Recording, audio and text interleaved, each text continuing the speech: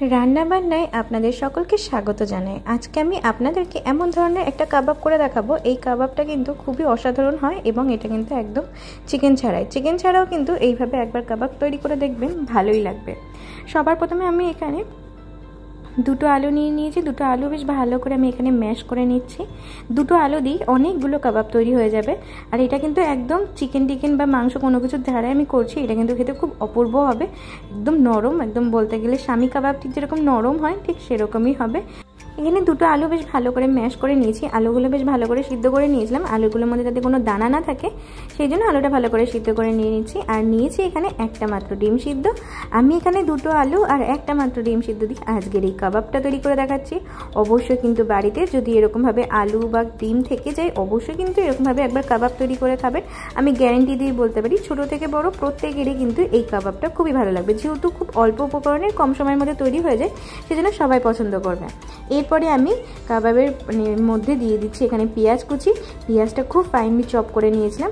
পেঁয়াজটা দেওয়ার পরে আমি এখানে দিয়ে দিচ্ছি মশলা, তার মধ্যে জিরে, ধনে, লঙ্কা গুঁড়ো আর স্বাদ অনুযায়ী লবণ দিয়ে দিচ্ছি। আমি এখানে হলুদ ব্যবহার করছি না, কারণ কাবাবে হলুদটা বেশি ভালো লাগে না, হলুদ ব্যবহার না করলে অসুবিধা হয় না।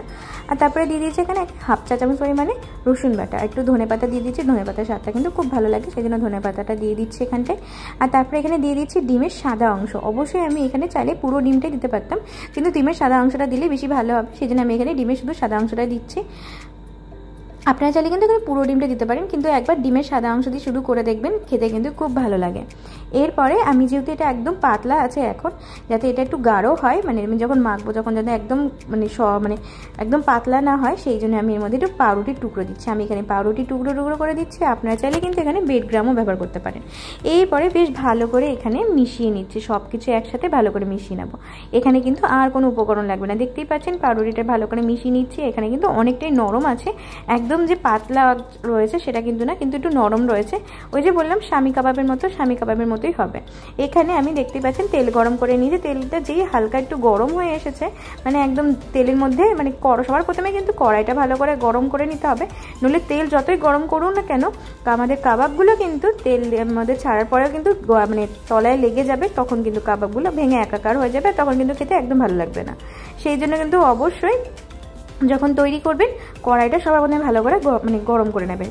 দেখতেই পাচ্ছেন আমার কাবাবগুলো কিন্তু একটুও লেগে যাচ্ছে না, কারণ আমি কড়াইটা বেশ ভালো করে গরম করে নিয়েছিলাম। আর তারপরে গ্যাসের ফ্লেমটা মিডিয়ামে দিয়ে বেশ ভালো করে ভেজে নিচ্ছি। কালারগুলো কত সুন্দর এসেছে তাই না?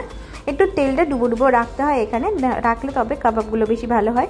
দেখতে পাচ্ছেন ভালো করে ভাজা হয়ে গেছে। এবার আমি এক এক করে কাবাবগুলো উল্টে পাল্টে বেশ সুন্দর করে দুপিঠ ভালো করে ভাজা হয়ে গেলে আমি তুলে নিচ্ছি। এইভাবে প্রত্যেকটা কাবাব আমি তৈরি করে নিচ্ছি।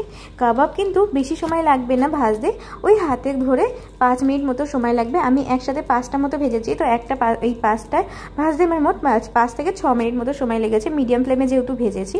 এইভাবেই প্রত্যেকটা কাবাব আমি তৈরি করে নিচ্ছি। আপনারা কিন্তু অবশ্যই বাড়িতে মাংস ছাড়া এইভাবে ডিমের কাবাব একবার হলেও তৈরি করে দেখবেন। খুব অল্প উপকরণে তৈরি করে দেখালাম। আশা করছি আজকের এই কাবাবের রেসিপিটা আপনাদের কাছে ভালো লেগেছে। আর যদি ভালো লেগে থাকে বাড়িতে কিন্তু অবশ্যই তৈরি করবেন এবং তৈরি করার পরে কমেন্ট করে জানাবেন যে সত্যি রেসিপিটা আপনাদের ভালো লাগলো কিনা। আপনারা যদি আমার চ্যানেলের নতুন ভিউয়ার হয়ে থাকেন তো অবশ্যই কিন্তু লাইক, কমেন্ট, শেয়ার এবং সাবস্ক্রাইব করে কিন্তু পাশে থাকবেন।